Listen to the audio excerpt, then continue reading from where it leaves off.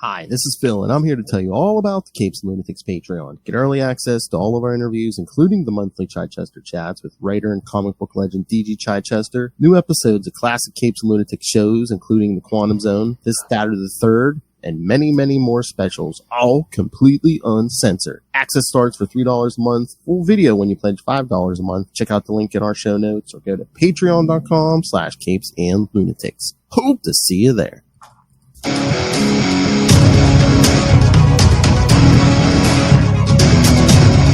Hello, everyone. Welcome back to another month of the Chichester Chats. It's me, Phil. Lilith is back. And, of course, that man of mystery and the internet, it is Mr. D.G. Chichester. It's, I was hoping you'd have the max headroom filter running, so I could do the stuttering good morning to Lilith. Good morning. I could just try to move like Matt Frewer, and do the, but I'll let you do the stop motion after. All right. So yes, kids, this time we're going to talk some, the Marvel Cybercomics, the X-Men ones, this time. You're saying 80s or 90s. I'm pretty sure these were 90s. Oh yeah.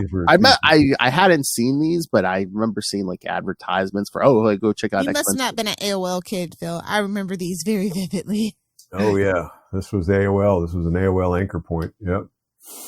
Yeah. These were back in the days when I actually touched grass. So, Sorry, I'm a millennial. I've been chronically online since 97. So yeah, I remember seeing ads like in the comics and stuff, but it really didn't give you a sense of like what they were like until, I actually saw these again. Get less.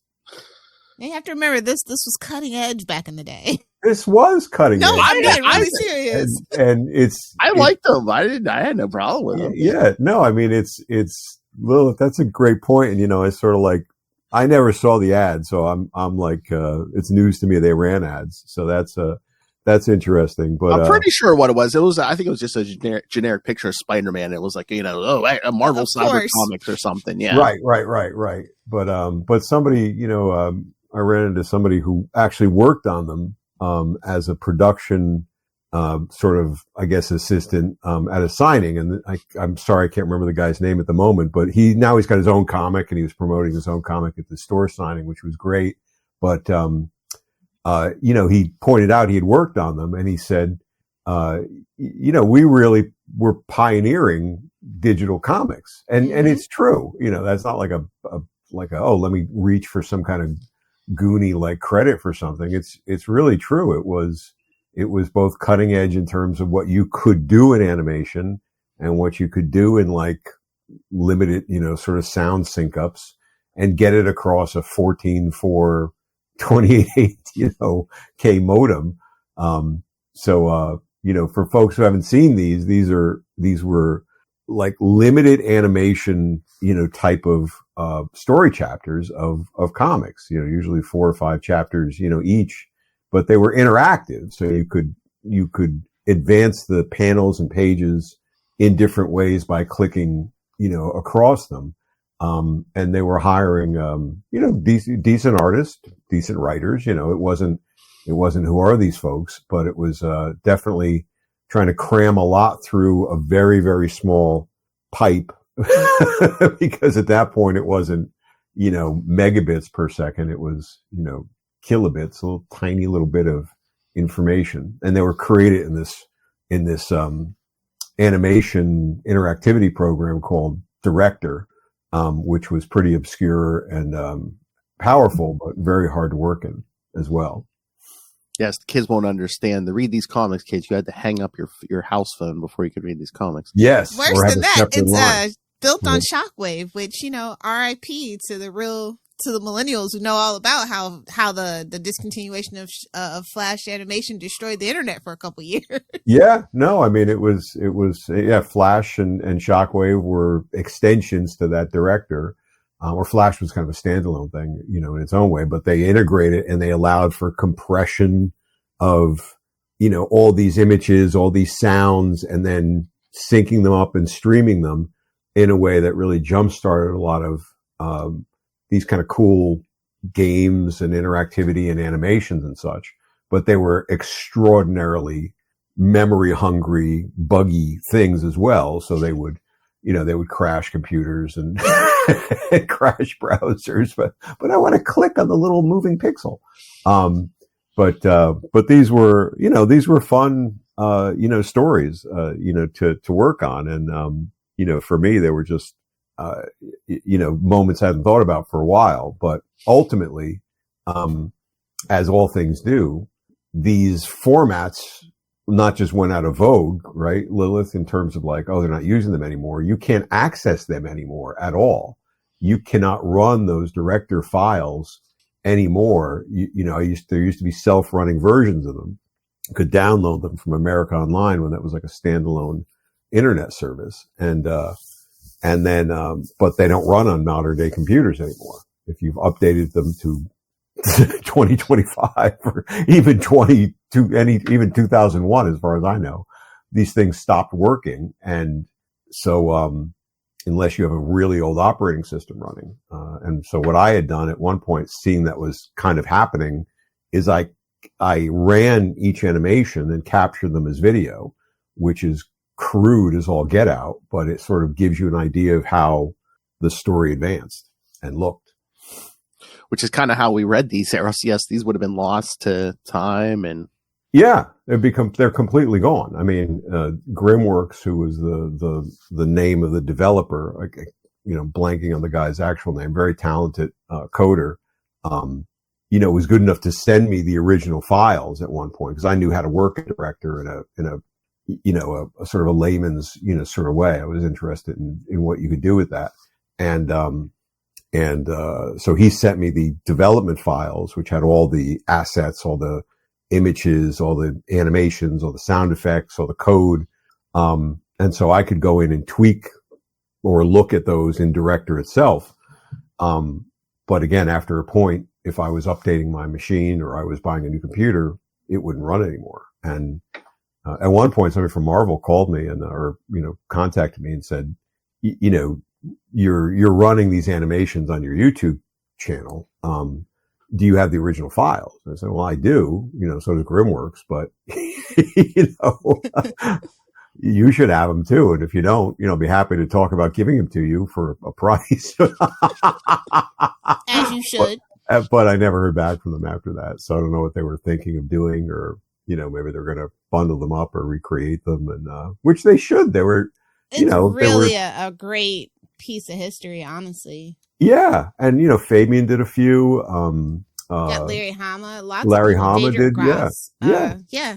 There was like, there's some pretty extensive, group of people who were working on them.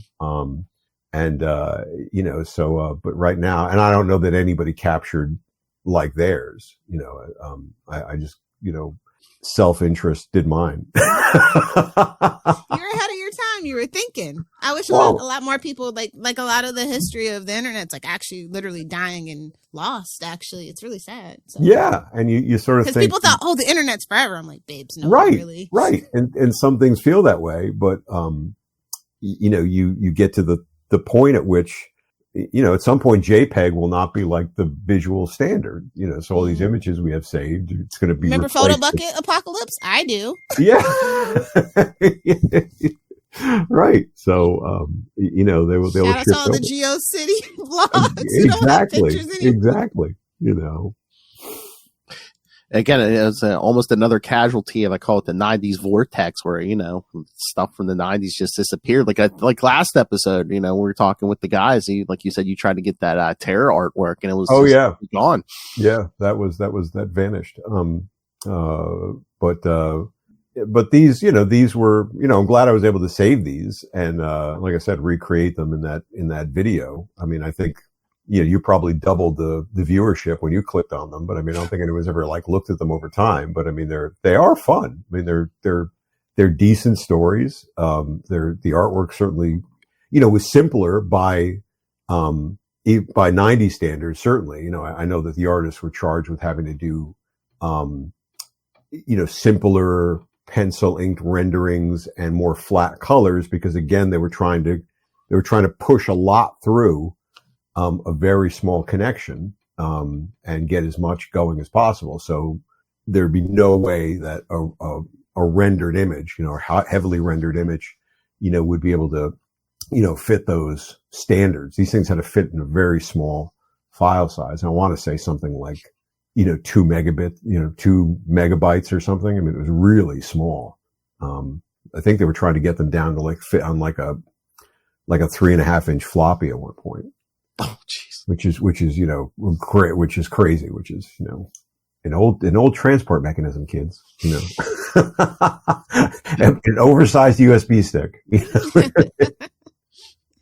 But this is literally the progenitor. It's like the precursor to Marvel Unlimited, which is just like so fascinating to me.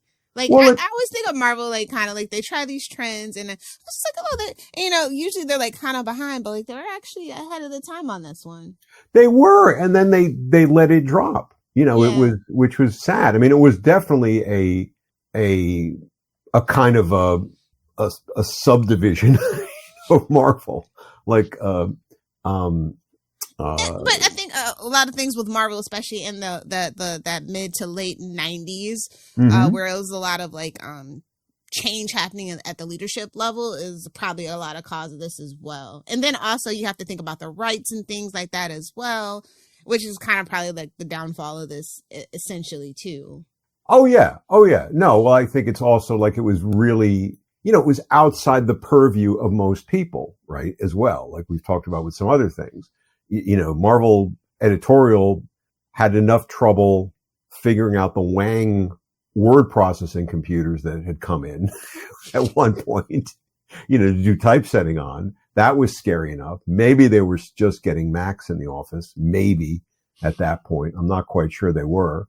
And whatever was going on in this internet zone, was in 96, 97, right? This was not well known. So these guys, Suzanne Gaffney, was the first editor of these, and then I think was replaced by Greg Sanderson. But her office was this office on another floor, as I remember it.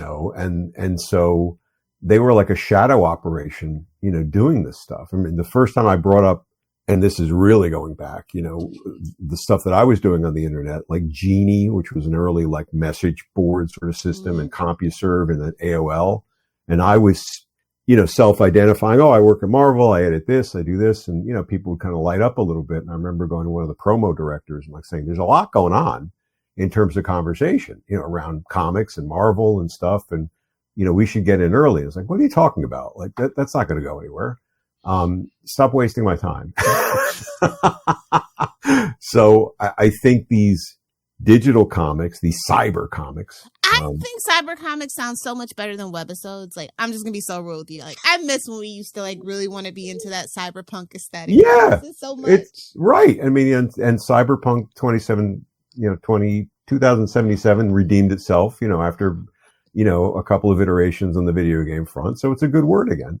Well, it was just a matter of, optimization, I think, I think it was a matter of going from crude block shapes to the actual rendered, graphics they promised in the first thing, where it's now a pretty awesome game. But I think, that even again, in terms of much like Epic, was a separate division that nobody really kind of acknowledged in Marvel editorial because they didn't understand what they were doing. I think there was a little bit of that with these cyber comics, and I think if I remember correctly, which I don't, but I'm guessing, this X-Men story, which involves the original X-Men team, like a small original X-Men team.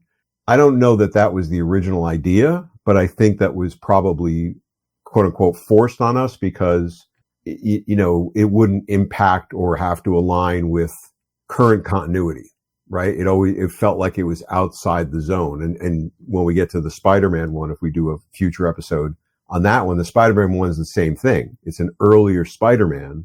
And I think that was a lot of the common threads. I know the other X-Men, the Ravagers of Apocalypse, was based on the video game. Mm-hmm.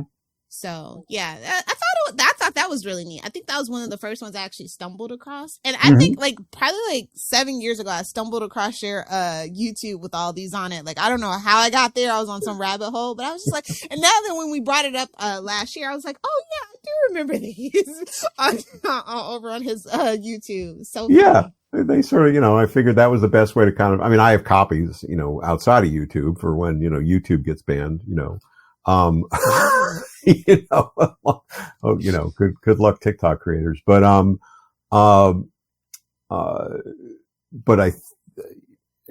figured just get them out there, why not? It can't hurt. And if you put in a little bit of effort and you sort of, sit back and watch them and kind of understand how they progress.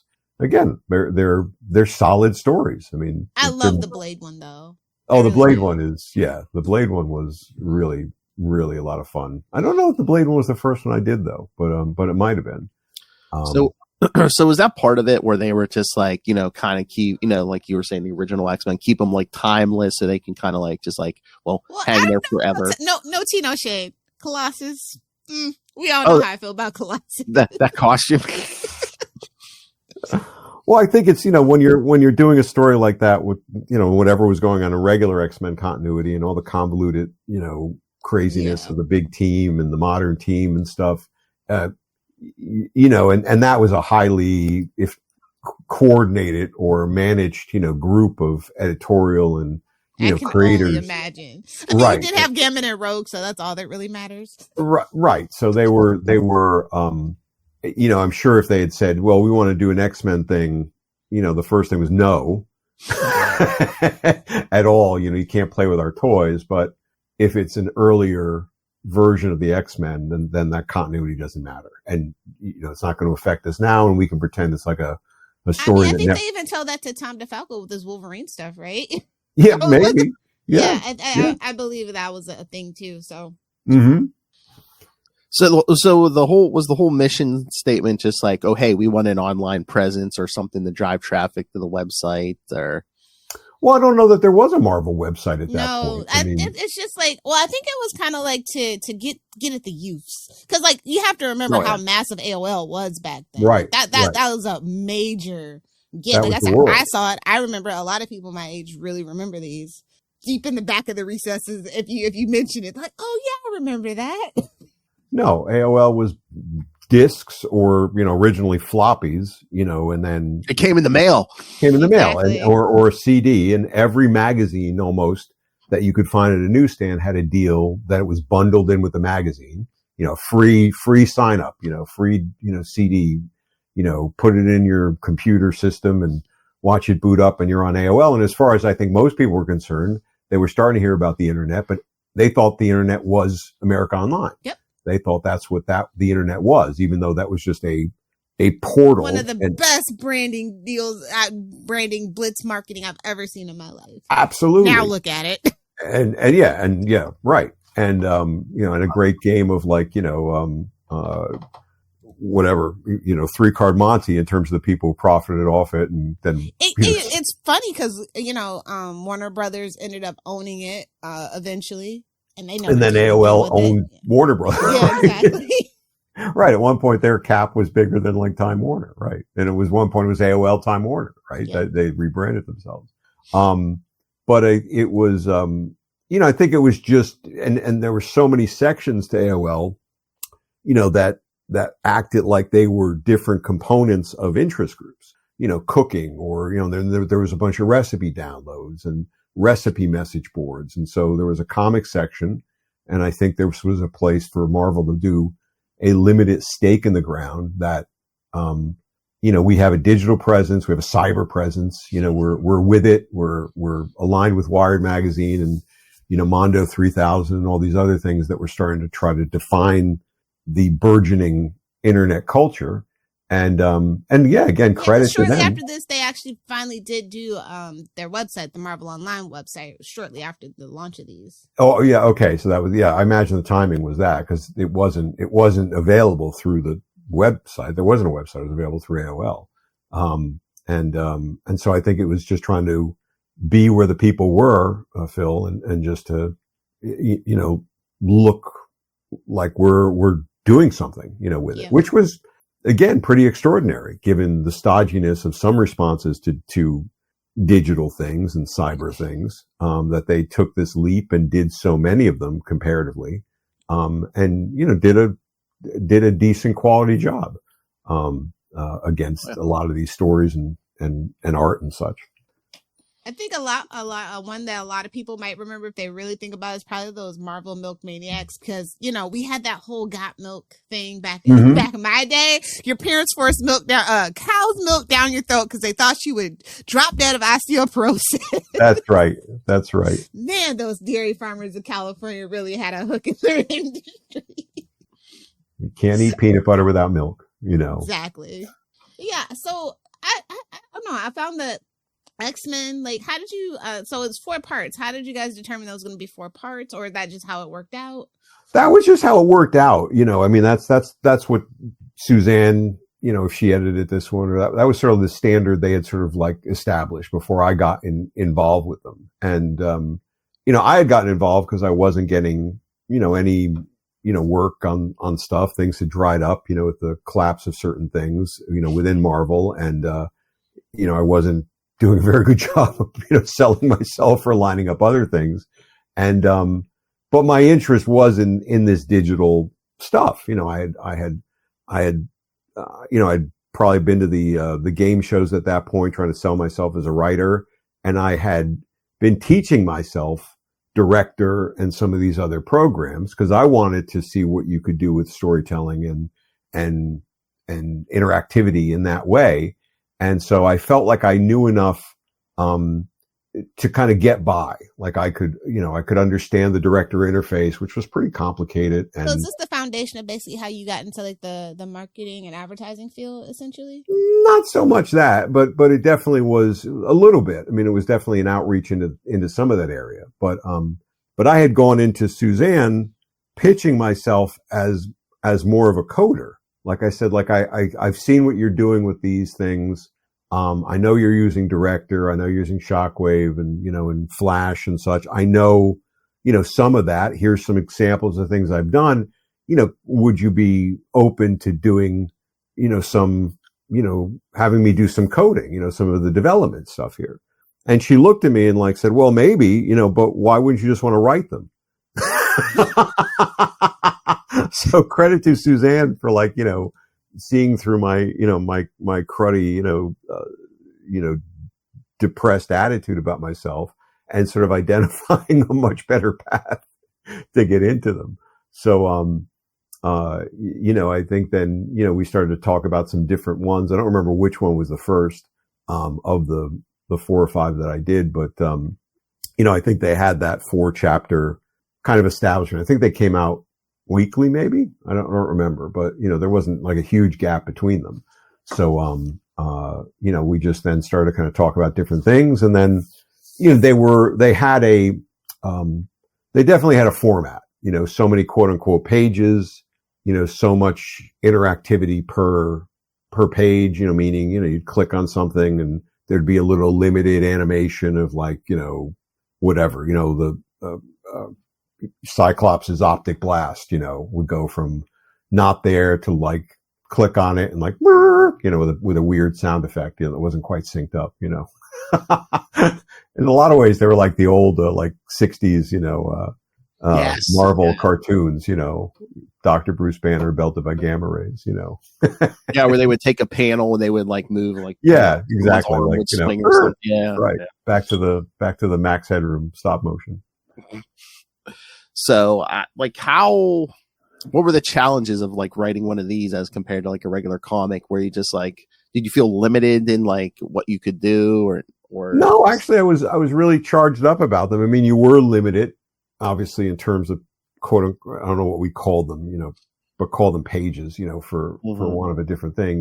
There were less of those, and then you were definitely chaptering them out, so you're having to have like cliffhangers. Not at the end of an issue, but like at the end of a mini episode. Probably the biggest challenge was like thinking through those, call them animation beats, like you just, do an establishing shot and then in the same panel or whatever, like I said, a light beam would come down or something would fall off the table or whatever it was.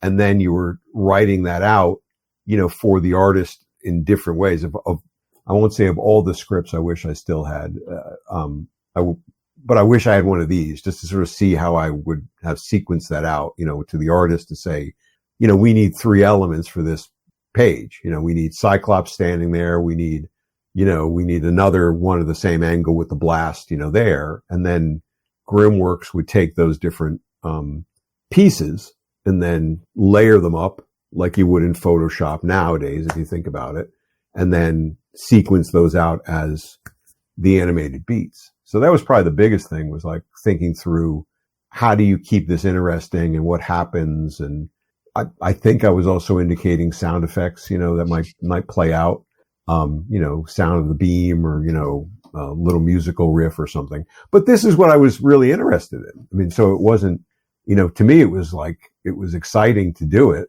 because these were all things that I was sort of saying when I'd go to pitch myself to the digital things or went to the E3 game shows, and I was talking about interactive comics. This felt like, this is the opening salvo for stuff like this. But it didn't really continue in that way, but it certainly ran a good try at things. I mean, I'm sure you'll tell me no, but I would think your name was like at top of the list because you were always seemed like you were up on like the new technologies and stuff. And yeah, I think I was. I wasn't smart enough with that to make, a shit ton of money on it, but I mean, which I should have bought the Burger King URLs, and sold it back to them and that kind of thing. But I don't know how many people really, knew that. I mean, a certain cadre of people were certainly aware that I was, involved with that or knowledgeable about that. But again, as a sort of a shadow operation, not a shadow operation, but a little bit of a separate operation, out of this Cybercomics office, it wasn't like a full court press. And I, again, had went to Suzanne, knowing she was doing this and pitching myself from a developer point of view, and her being, again, savvy enough to sort of say, well, you're a writer. Why don't you write the damn story? It's like, yes, that's right. Which ultimately was far more, enjoyable, to do that. Mm-hmm. Yeah, like I said, I saw, I think maybe one ad or so, but yeah, it didn't seem like they really promoted them a lot. Again, maybe if you're online, they were, you were more aware of them, but I just think in like the X-Men comics, the Spider-Man comics, they could have been like, oh, hey, you want to see more Spider-Man, more X-Men? Right. Yeah, go jump on that. They weren't too hip to corporate synergy back then. So. I know. Those intranets and, you got this, that stock image from the 80s and 90s of the kid, like actually standing on a surfboard surfing the internet. Right. Or like, like kind of typing at the computer with like the same stock images they use when people use VR now. Mm-hmm. When you went on AOL, Lilith, do you remember when you would go to the opening, login screen or something, or the first quote unquote homepage? Was there ever an advertisement or a push when to they them? When it first launched, at the beginning of it, they go, hey, check out this in this section of AOL. Okay. They did it first. The first, I'd say couple of months. All right. So there was some of that. All right. Yeah. Cause I mean, like I said, there was a lot of places to go on the internet back then. It wasn't just the same 3 corporations running the internet, but AOL was the hub. So you get into your rhythm, you launch your little messenger, you start clicking around, talking to your friends, like, hey, I'm here, I'm in this room. Right. AOL messenger. But yeah, it was a big deal for the use. I really feel like that was one of the really first big pushes to carve out a space on the internet for kids. And then, that's what I really remember. Yeah. Yeah. Well, it's good that they did have that opening, push to it, but there were a lot of people dipping their toe or starting to kind of experience, the internet or the faux internet, through that window. But, whether they were all wanting to jump on digital comics, Phil, I don't know. That was definitely still a ways away, but it's a promising entry. Right.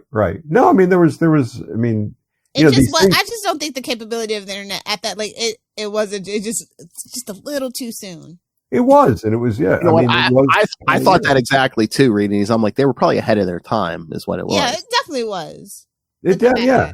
You look at it now, and it's sort of like it's super crude in some ways, but it was ahead of its time at that point in time. Where it was really pushing what the technology could do, and it was saying, how do we effectively tell a story that is not just a web comic, right? You weren't just scrolling through the panels like today's web comics are. It was trying to kind of think about a limited sort of interactivity to kind of involve the reader. I hate the word user, but I mean, the reader, in the experience, so that their clicks and their no taps at that point, but their clicks or their swipes or whatever else, would trigger something else, so they'd feel like they were part of the story. If I remember right, they were like 8 pages, quote unquote, long. That sounds about right. Yeah. I mean, that sounds like the right kind of beat, because then you get a 32 page comic, out of it, and then you'd have the chance for the cliffhangers, for those 8 page beats. So that sounds about right. Even though that, again, I don't know if we define them as pages, but we probably did to some extent. But then you would stack it, right? Because it was a screen. Might have been, maybe we were smart enough to say screens, because the screens would have, maybe one big panel, or might start as one big image, and then 3 panels would come down and stack over it, to kind of do, that kind of build of a moment. It was kind of interesting, actually, the way that it would unfold. Again, time capsule wise, I wish I had one of those scripts to sort of understand how we sequenced it out. Do you think you wrote like the full story and then they just broke them out, or doing it the 8 pages at a time? No, I mean, no. That's a good question. I don't remember. I feels like we might have done the full thing. It would have been more sane to do the full thing and then break it up. But I don't know. I don't remember what the schedule was, or how we kind of defined that. But I don't even know if I couldn't have, if I wrote them as plots, I don't think I would have written them as plots. I think I would have written them as scripts, just to be able to, create all that sequencing, right? You're kind of like not leaving that to the imagination of the artist. You're having to say, again, the Cyclops optic blast is the second beat, right? The second animated, beat of that panel. So there was a lot of that, or poor, Marvel girl is tied up, and, the second panel is, electrical, whatever flares come around as the faux, spoiler alert, kids, the faux Professor X, tortures her or something like that. So, it's, definitely it was a bit of navigation to make it happen, but it was a lot of fun, as I recall. Yeah, and was there like a list of characters? They're like, we want people to work on these ones, because it seemed like it's the big ones. It's the X-Men, Spider-Man, of course, obviously. I thought Daredevil, Captain America, and Iron Man. I'm like, so were they just like, yeah, we want whoever does this to work on these characters? Nick Fury and Black Widow. I think that was one of my Nick Fury one is one of my favorites. But no, I don't think definitely they were going for more high profile characters. I mean, I think but there was a pitch process to it, so, there was a, the Blade one, I think they were going to do. I think I grabbed that, and maybe in that conversation with Suzanne, that might have opened the door to the Spider-Man one or something, like that, because that was one they wanted to do. But it wasn't like it was a given. It wasn't suddenly like I was the main Cybercomics writer and I had my pick, of anything, or we were going to work with this. I remember, I think I pitched the Daredevil and Nick Fury one, to her, and she hadn't made a decision for a while on it. And then finally I saw her at like some, New York City party, one of those like things you go up like stairs and it's kind of like a dive bar, grunge apartment sort of thing. It's like, hey, Suzanne, and then she might have been on her way out, at that point. But I remember her saying at that party, I sort of like lightly said, hey, what's going on with those stories? And she was like, yeah, let's do them, which was, So she, was either feeling really good or, she didn't really care. But that was sort of, I remember the approval process on those, but it wasn't, I think like anything, you're doing your more prominent characters, and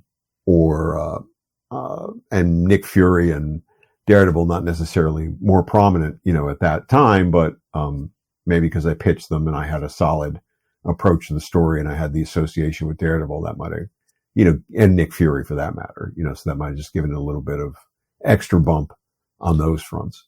Yeah. If I remember right, there's a Deadpool one too. They had Fabian one for Heroes Reborn. Like it was like literally took place in between the issues. Okay. Yeah. Did Fabian do the Deadpool one? I imagine. I can't really remember, but I want to say no. Oh, okay. I know he did. If I remember, I think it might have been Joe Kelly, if I remember right. Okay. Oh, he might have been doing it right in a regular book because it was like right at that 2000 part. So right, yeah, and it'll be interesting to see how they compared. Again, we'll never know probably at this point, but I wonder how they wrote them. Because there wasn't any template. It wasn't like Suzanne said, "Well, here's how these things have to be done." I sort of figured it out as I was doing it, and she just accepted that. So I don't know if other people were doing it differently, and then maybe leaving it more up to the artist to sort of interpret everything, and then just writing it backwards. But hard to say. So do you think maybe you had more creative freedom with those just because like the higher ups maybe didn't understand, what these actually were, what the technology was or?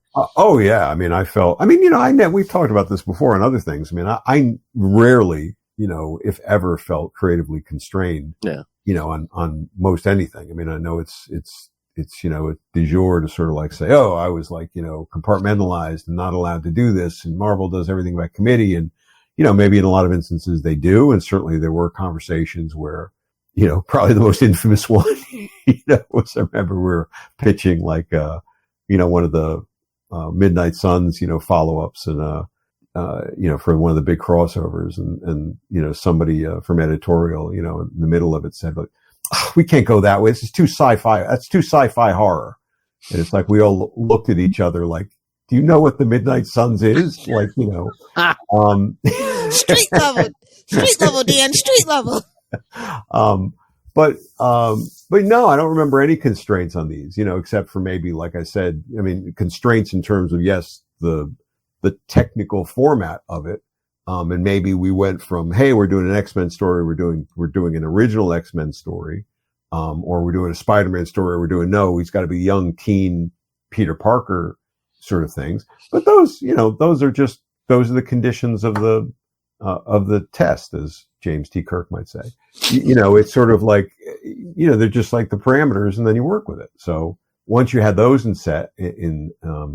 established, it was kind of off to the cyber races. There wasn't any interference, just in terms of, does it make sense to Suzanne or whoever the editor was, on those things in the moment.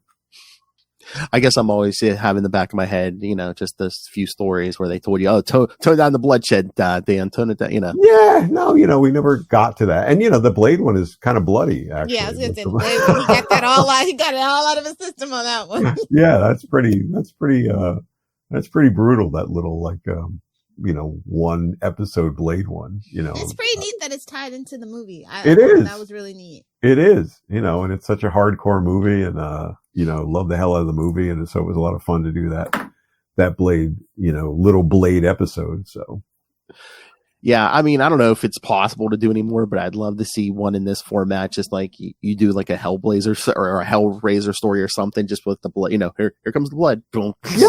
I mean, I don't think they've ever still cracked, and maybe they never will because they don't care, like digital comics have sort of moved over to, the hoopla, Marvel just Unlimited. Archiving and monetizing. Digital scan of it, yeah. Digital scan, the biggest thing seems to be, does it zoom in and out of the panels? Like, right, you can look at it full page or look at it like panel by panel. Mm-hmm. Or it's a web comic where, you're pretty much scrolling from top to bottom and, going through. It's 2025. alive, and we don't even have flying cars. So no, true. Well, some people do. They call them drones over in New Jersey or whatever. But I mean, they do have those 2 people cars that turn into drones. You're right. Right. I don't have $300,000 to spend though. Right. Well, as my son said, if it's got wings and propellers, it's not a flying car. It's a plane, and it's a little plane you park in your garage. And but I think nobody's like played in this space. When I was trying to pitch myself at like the game shows and everything, I would always drop the term interactive comics. Oh, interactive comics, it's a big area for people to explore. And people would always nod their heads. Oh, yeah. Because it sounds right? It sounds like, man, that's something. But I didn't know what it was. I was just using the term to try to open like a door. And nobody I was talking to, really knew. Infernal's second episode is a web. Yeah. It's a cyber comic. But it does feel like that there is something, to your point, Lilith, the weirdness and the fun of the internet, has largely gone away in favor of like, everything being owned by 3, corporate entities, more or less. And the weirdness and that fun thing of where you'd visit a new website and there'd be this cool new way of storytelling or interacting with a giant blue dot or something is largely gone away. So you have to kind of wonder if there's going to be a rediscovery of that. I feel like Gen Alpha is like totally going to bring back Web 1.0, and I'm so here for. I'm like, there's this site called NeoCities, which is like kind of like dedicated to like bringing back like GeoCities, and I'm so excited. And then there was like a couple of years ago this person who recreated MySpace. Okay.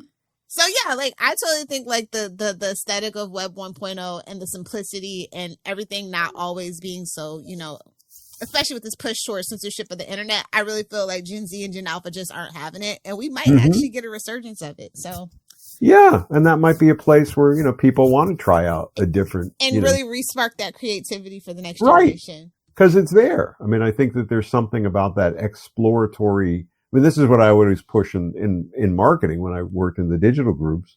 Was the interactivity had been lost. I mean, think about it. VR is so accessible with the, say what you want about Meta, but I will say that Meta Quest 3S has made VR so inexpensive, relatively comparative to everything else. Absolutely. And easily accessible. Absolutely. Then why not? Why not start playing with that again? Right. I mean, there's still no killer app, I don't think, for VR, but it does sort of. Well, not for MetaQuest. No. I mean, if you want to shell out a little bit more money in a couple of the other spaces, yeah, I think like, I'd say VR chat actually would be a great place to start and base your, like, if you wanted to get into the interactivity of it, I think that would be a great like base to start on. But yeah, there's no real killer app because it's just, we don't have really good, cheap hand tracking yet. Once hand tracking happens and it's at a really cheap, affordable level, like it's a good start on the 3S. I think that's where everything's really going to pick up and take off. Right. Because it's still very clunky. You can still get motion sickness. You have to spend quite a bit of time in VR to kind of get over that. Right. So once they fix a few of the quirks, I really feel like that's going to be the space and people should really like start working on that. Hint, hint. But that could be, think of like one of these comic style things in a VR, approach. Now I'm seeing these panels and these screens, full sized. And now those elements, the cutout of, Colossus or the cutout of Cyclops or whatever, they could be different layers and they could be moving past you or coming in from the side. 3D. Almost like, what's that? 3D holograms. I've been so desperate for holograms. Holograms. So these things could be sort of like surrounding you in a way that could be, but it has to be thought through. You have to think through the experience and not just throw it up there and like again, the thing that it's going to be a little more expensive than this endeavor for sure. But I think this endeavor was probably pretty expensive, thinking about the time of it is and the accessibility of those particular programs. Like there was some interactive comics, that were done in between that were playing with this idea, but they again seem to have fallen out of fashion, and just going back to the panel in, panel out, type of thing. Maybe because of the expense and the additional time it takes to think through it all and and then create it all, because you got to create assets for all those, pieces. Maybe now and this might be a oxymoron, but good AI, and I don't mean AI generating images, but I mean using AI to sort of make processes things, right. To be able to cut an image out of a background is now, in some instances, literally they give it to you for free. And that's amazing to me, and that's the way a tool should be. Like suddenly I don't have to spend tedious amounts of time 30 minutes masking Photoshop something. Cutting out the image and right. And that's what used to be the big thing, right? With some of the interactive comics that followed this, where it wasn't just assets being created, but I knew like full page stuff that had already been done. Then somebody had to go in and cut out the images. Oh, right. Wow. That's what, when you look at even, trailers, right? On like Kickstarter, where people are doing the trailers for their, their new comics, and you've got the layered, that's the thing, right? The layered sort of pieces and everything kind of animating at different sort of parallax, zones.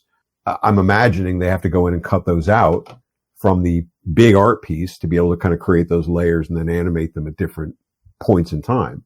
But like things like Blender, like I'm just saying, there's so many like easily accessible tools too. Like I'm just so surprised that like it fell out of vogue. But maybe to your point, maybe a generation comes in that is looking at these tools in different ways. Not that they're going to be inspired by these things, because they probably don't even know they exist until they see our podcast. But I would hope that there'd be something there. I mean, Flow, that animated film about that cat that just won the Golden Globes, I think, for best animated film, was made in Blender, I'm pretty sure. Yeah. Which is amazing. I'm looking forward to seeing that. I think it looks pretty cool. So I would hope that somebody would think about, ways to kind of play with that interactivity that is not just, a full animation. Because I think to me, that's interesting, but maybe that's just because I like poking around in cyberspace.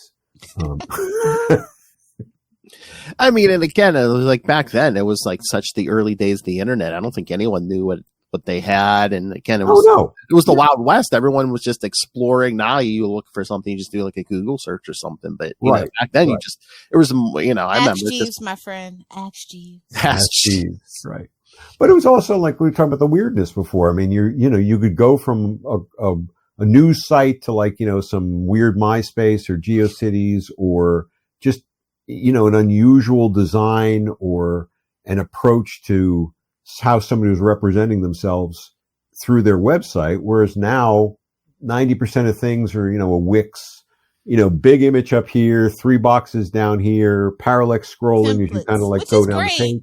But like I said, MySpace, like I learned how to like basically code on MySpace, and that's what like how come I like got into coding and take it further, Tumblr, and like make templates and stuff like that. Like it's just they don't encourage that anymore. It's just like here you go, here's a template. You don't have to be as creative. I mean, it's great for people that aren't technical, but like that kind of sparked the interest for at least my generation. I know a lot of coders out in the valley, that started with MySpace. Right.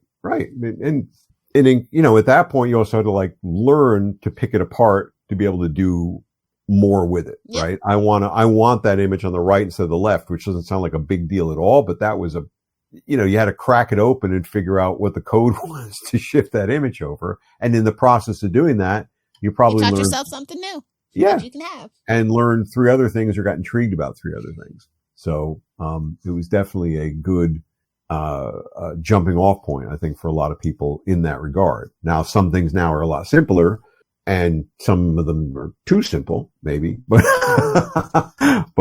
you'd hope that the ease would not just be, look, I made a cat eating ramen because I just typed those words in, but it would actually encourage people to want to do, something more, right? That's my whole thing with like ChatGPT. It's like it's like people want to use it as a tool. They're not interested in how it actually works. I think that the premise of the large language model is really fascinating, like the stuff behind it. Mm-hmm. Not so much what it spits out, but the Right. work that actually went into it to get to that point is fascinating to me, not necessarily the tool itself. Right. People right. are fascinated by the tool. I'm like, okay, whatever. Yeah, and if you use the tool in the right way, Yeah. or it can be a sounding board perhaps for something, or to jumpstart something, that's great. But if you're using the tool full out, just like write me a 10-page, the whatever. generated AI slop on Amazon books, it's just so disappointing. Oh my God. Humanity, you're disappointing. Or you just go to look up a recipe, site, and it's just, and you get this, 400 screen long thing of like, I literally have an extension that calls "Just Get to the Point," Susan. Exactly. Is there one? That's the extension. It takes you straight down to Really? whatever the ingredients in the process. Oh, send me that link because I need that. But yeah, these were definitely cool to work on, and we had the point they pulled the plug, we were actually starting to talk about doing more just interactive toys, which I thought was really interesting. You talking about Teddy Ruxpin, or what are we talking about? Not quite. No, not quite that creepy. But Furbies, what are we talking? But there was I don't know that we came up with a name for them, but I was pitching the idea of like an interactive Daily Bugle or an interactive Nick Fury's briefcase. So Nice. Imagine it was it would have been the equivalent, I guess, of a Hogwarts newspaper, but you'd have just the Daily Bugle, and you'd be able to click on different points in the paper, and things would come to life. You'd have animated video ads, or you'd hear J. Jonah Jameson's voiceover, or whatever, or Nick Fury's briefcase. Spider-Man's a menace, I tell you. Yeah, exactly. Or the briefcase would open, and there'd be a nuclear launch code, and things you just be able to click around. Okay, no, seriously, they need to hire you because toys are boring now. Right, but it was a fun idea, and Grimworks was totally into it. We were talking about it, and I might have even written, the framework of one. And they weren't meant to tell the story. They were just these clickable little, like I said, widgety things that you'd play around with. And I think, no matter what you did with the nuclear code, suddenly there was an accidental missile launch, that kind of thing. And then you'd have a detonate button, and, so it would be the quirky, playing around with little spy toys. But then they pulled the plug on the whole, cyber, group, and stopped doing any of the stuff. The stories, included. Well, wasn't that late 90s or so? Wasn't that when the bankruptcy? Like I said, it was that restructuring and bankruptcy and. Yeah, I mean, I think these were around. I mean, these would have been after. I want to say it was 96 to 2000 or 97 to 2000. Yeah, because these would have done. I would have done these after the collapse. After they laid off a lot of people. And everything was kind of dodgy, and it was hard to get work, and blah blah blah. So that would have been in the zone where there's already been the collapse of sort of the industry now. Yeah, and I think they tried to move it to some online comic book store in 99, which is probably why a lot of stuff got lost. I said, it was a lot of rights issues too going on at that time with AOL and them starting their website and wanting to use them, and they had to make a separate thing. It was quite annoying, actually. Oh, okay. Yeah, I was out of that. This was a kind of it was ooh, if they would have just kind of stuck it out until a little bit after, I think this would have really been something a staple. Mm-hmm. It's just a little too soon. Right. Yeah. No, I mean, it was too soon in that way, but I'm surprised they never went back to the Swell, but it probably was a nightmare coordinating it. I don't know. It didn't, it was a small operation. Like I said, it was the writer, it was the creative team, it was an editor. There might have been an assistant. There was a developer. I mean, it was a kind of a little bit of a, guerrilla, operation, in that way. It didn't feel like it was overly complicated. It wasn't, a 50-person development team. It was one guy, as far as I know, doing all the development. So it was, definitely that maybe he had an assistant, or maybe he had a couple people in his shop. But I always got the impression from when I talked to him before and afterwards, because I ran into him online, afterwards on Twitter or something like that, just said, hey, I used to work with you on those things. And For Grimworks? Yeah. Oh, Gary Schaefer, is that who you're referring to, maybe? Yeah, maybe, yeah, that sounds right. Yeah, I'm sorry, I forgot the his real name, but Grimworks was always how he billed himself. But well, yeah, it's his company. Yeah, well, that's it. And that's how people back in the day used to. They have that one little cool call sign, one cool name. But no, he's very talented. Stanza.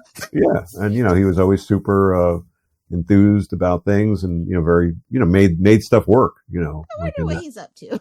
Yeah, no, good guy. I mean, good developer, but may have been hit by, the changeover with director, the bubble, Flash, and everything else, the same way. But how does it hold up, from a reading point of view, as a story? Does it come across even in this sort of fragmented way? Oh, I liked it. Yeah. It's very nostalgic for me. So, maybe I have my nostalgia goggles. No, I like it. I think it holds up. I think it's fun. Like I said, it's just something that you just don't see every day. Right. Yeah, no, I liked it. Again, if you're up for it, I'd love to do more of these. Definitely the Blade one. I would love to. Yeah, the Blade ones, I like them all. I mean, and there were a chance to work with characters that I had never worked with all the X-Men in that way before. I'd done just a little bit of Spidey stuff. So this is a full-on Spidey story with a great villain.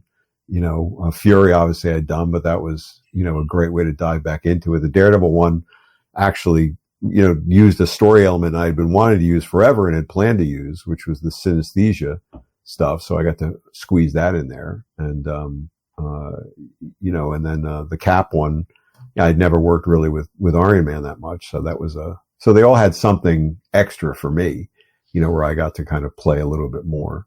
Yeah, that's what I said. I'd love to get through them all, but yeah, stuff like the Spider-Man one and the Iron Man one. Yeah, I'd love to do that for characters you weren't necessarily associated with. Yeah, and it was a good way to kind of get in their heads and suddenly play it out. And that's in some ways I remember really liking this X-Men one and the Spidey one because they were double nostalgia now, right? They're both the 90s cyber whatever, but they were also the earlier iterations of the characters. So to me, at least, getting into it, it was a lot less baggage and a lot more fun with a teenage Spidey and just being able to play the high notes of, a grumbly J. Jonah and, and, the angst-ridden, teen Spidey just trying to get a shot at the beach or whatever, than being burdened, by anything else. And I got to use Sandman instead of Carnage, obviously,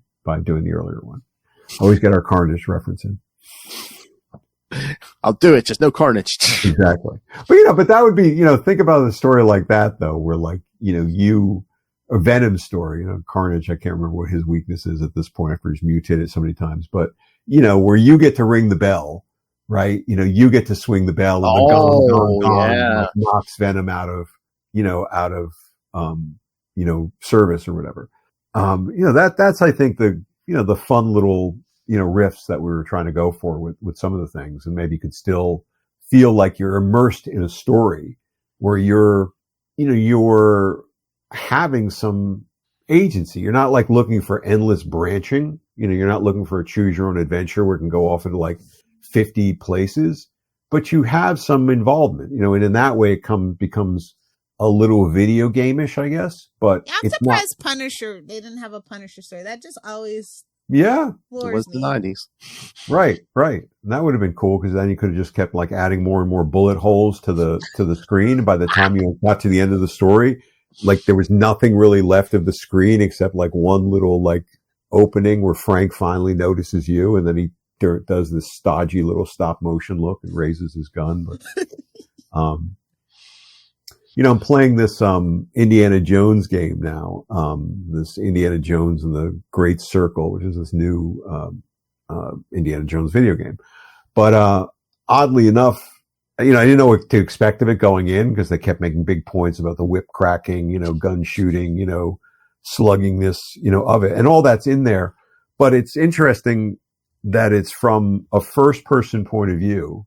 And I would say a good 70% of the game is, at least the way I'm playing it, you're kind of exploring things, which feels actually really right for, this archaeologist, so you're moving through the story, and then you're doing your Indiana Jones sort of things where you have to discover the missing piece to this and, insert it there and rotate that so the tomb doors open and that kind of thing.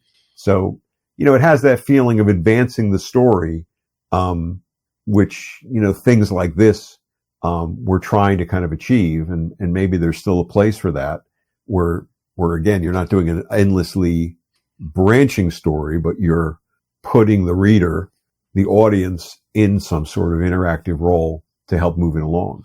I think you need to pitch it. I think this needs to be a thing. So I think you need to go somewhere and pitch it.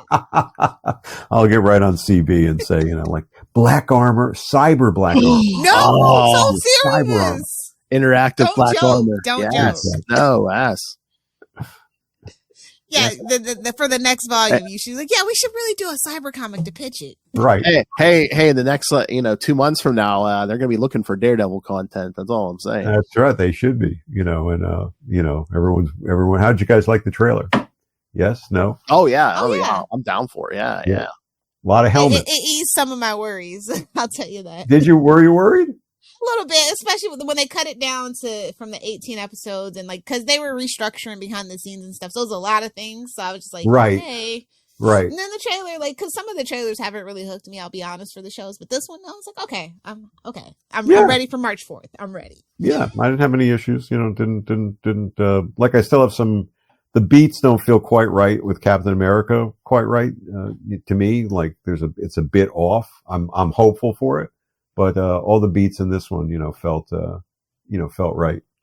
Oh, Lilith, let's shame him in public. Yeah, we're going to be covering every episode. Would you like to join us? We're looking for guests. Would you like to join us for an episode? Whatever episode tickles your fancy. Sure. Yeah. I'll just.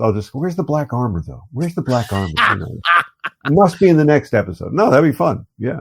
Oh, that'd be great if they actually did have even just a quick shot of the black armor, and Dan's like, I didn't get paid for that shit. Yeah, it doesn't matter. We didn't get paid. We didn't get paid for the Midnight Sun stuff, and that was egregious. That was they kept making such a big point. Oh yeah, Lilith and her Lilith, and where do you think this came from? I sent the note to Chris and Howard. Land's like, do you get anything for this? Nope. You get a free video game for this? Nope. Not even a free video. Oh man. Not even that. It's it's okay. I got plenty of other things to play. But I just wanted to ask you, is it all right if I share that YouTube link so people can check out? Yeah, no, absolutely. Yeah, by all means, share some screenshots and the link or whatever you want to do. People are encouraged to check it out. I hope you enjoy it. And if you do enjoy it, let these guys know, let me know, So I see that Axel's Infernal down there in your little tagline. Are you trying to tell us something? I'm telling you. What you do for pre-launch, Lilith? Don't you know that? Exactly. So yes. So in the Get Off My Ass, 2025, that URL, tinyurl.com/Axel's Infernal will take you to the pre-launch page for issue 2 of Axel's Infernal. So you can watch a trailer created much in the way that we were talking about. That kind of gives you a little kick for what the story is, some preview things. There's no commitment at this point. You're not putting any money down. We're just trying to kind of gather names and get up, some interest around the book overall before we go into launch mode. So folks would check it out, sign up for some notifications for when we do launch, share it around. That would be good to help get the news out. And if you see one of my posts on most any social media thing, share it around as well. That would be helpful. And are you on Blue Sky yet? I am on Blue Sky. Okay. Yeah, I'm on everything except I'm still on Twitter. But because I use a social media management thing to kind of do a lot of my posts at once, and they are overcharging. For the API access, yeah. Yeah, to use the API. So I respond to things, but I've sort of dialed down new posts just for that reason, because I don't really have the energy to go directly to Elon land just to, post there. So at some point I may step back from it. I feel I've stepped back from it in terms of posting actively. But I'm on everywhere else. And also, I've relaunched my newsletter with lots of new content, including pretty much every month I'm being, not every month, every week, a bit of a shill for Axel's Infernal and doing as I should. and doing a lot of behind the scenes stuff of the development and things from the original proposal and story notes between me and Carl, just to kind of give folks more of a glimpse of what it's about. So that would maybe encourage some folks to want to do that pre-launch sign up. All right. So yes, kids. Cool. Yeah. Very excited for issue 2. Yes, we want to talk all about it and read it. Yes, I've read it. It's pretty good. And it's I just read the greatest comic script ever. Who wrote it? I did. It actually made me rewrite parts of 4 and 5. Oh, Carl doesn't know yet, but you have to redo that. Nobody tell Carl. Well, with Carl's, it's not like he's drawn it yet, so it's okay. But it's as you go through it, you recognize certain things about the way characters should operate. That it helps you rethink the way that you want the character to represent themselves and the actions they need to take and the agency they need to have, so that they stay strong characters or grow, as characters throughout. They can't just be reactive. And right now she's a little too reactive in the last 2 issues, and there's ways to make her a little stronger. Oh, for next episode and everyone going forward, I'll have an infographic to put up on the screen for Axel Infernal. Don't you worry. Oh, awesome. All right. Very cool. All right. Phil loves his graphics. Hey man, if the streamer lets you do it, why not? Exactly. No, this was cool. Thanks for this walk down cyber lane. Oh yeah, I think we both definitely want to get back to these cyber comics, but I was thinking next month we'll throw Lilith a bone finally. Maybe just get into the Sliders. Oh wow, yeah, Sliders is really cool. Sliders is definitely interesting. Yeah. I heard that I heard Jerry O'Connor was trying to relaunch. I wouldn't doubt it. Yeah, I heard that he was trying to do something. Well, yeah, what's he doing? I think he's doing one of those daytime talk shows or something. Yeah, and he's actually pretty good at it. I will give him that. I was very surprised. Like, he had taken over for Wendy Williams a while ago, and I was very surprised with how well he handled it. So, yeah, I never thought of him as a talk show host, but he's been doing a good job. Good for him. No, I mean, he's happy for him. He's a good. I think he's a decent talent. He's good. I mean, I like what I read about it was he wants to do go back and do it in the zone of the first 2 seasons, before it kind of got all. That'd be smart. Yeah. Just focus on that before they denigrated the professor and, upgraded the, breasts and all the other stuff. So, but yeah, those are fun books to work on. They're so good. I'm glad you you decided to do some Sliders, Phil. It looks like the first 3 issues. So what? Sliders 1 through 3, I guess. Each one was a limited series. So yeah, I was looking at the list. It says just Sliders, and then there was like 2 miniseries or something. Yeah, okay. So it's just Sliders, not Sliders, Dark, whatever. Yeah. It's funny. Yeah, we'll talk about it. We'll talk. We'll do that, and then because I dare you to guess what we're going to cover in March and April. I don't know. We'll find something. We'll find. I might be blind to that, but we'll find. Oh, he knows how to play. Excellent. All right, guys. Always a fun way to start my Saturday. I appreciate you guys very much. Thank you for this, and we will catch up sometime in February. Yes. Thank you. All right. As always. All right, folks. Enjoy your weekend. Be good. Never. Never. All right, kids. Yeah. So find all that DG Chichester stuff, Axel's Infernal, the newsletter, and of course, yeah, like I said, I'll put the in the show notes the link to the YouTube for all the cyber comics. But now we got the permit. Shameless. That's right. So yeah, send us all your thoughts and questions and things. CapesandLunatics@gmail.com or call the voicemail 614-382-2737. That's 614-38-CAPES.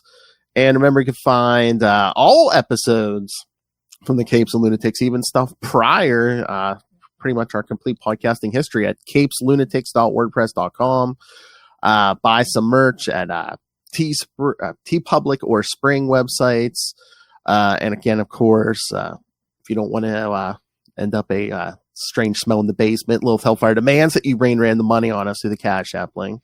It's a gentle suggestion. Gentle with a baseball bat. And of course, the Patreon, where Lilith and I give you exclusive, uncensored content every month. And if you are a patron, and if you're nice like Justin, you can send in suggestions, or we can always shame you like we did with Ray. So yes, tell us what to do. It can be anything. It doesn't have to be comics. As long as it's legal, yes. Make the suggestion. And subscribe at patreon.com/CapesandLunatics. And of course, as Lil said, she's on Blue Sky. I'm on Blue Sky. The Capes and Lunatics Podcast Network's on Blue Sky. DG Chichester's on Blue Sky. Will Allred's on Blue Sky. So yeah, we're all making the move. It feels like old Twitter. I kind of like it. Yeah. Because isn't there someone behind that? So like who? It's the guy that he used to work at Twitter. Yeah. But there's another. They're all basically almost everybody that has like a Twitter clone used to work at Twitter. So yeah, that's the gag. And plus, it's not as crazy over there. So not yet. Fingers crossed. Well, not yet. Yeah. Hopefully they keep an eye on that. All right. Yes, thank you for joining us, kids. Come back next time for Sliders, and then, like I said, I dare you to try to guess what we're going to cover in March and April with a former Daredevil writer. Some more Batman? What the... Ray, what the F?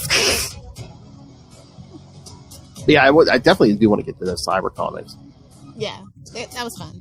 Yeah. Good choice. No, they're good, and plus, like I said, we give us history, baby. Yeah, and talk to him about characters he would usually isn't associated didn't get to write, yeah.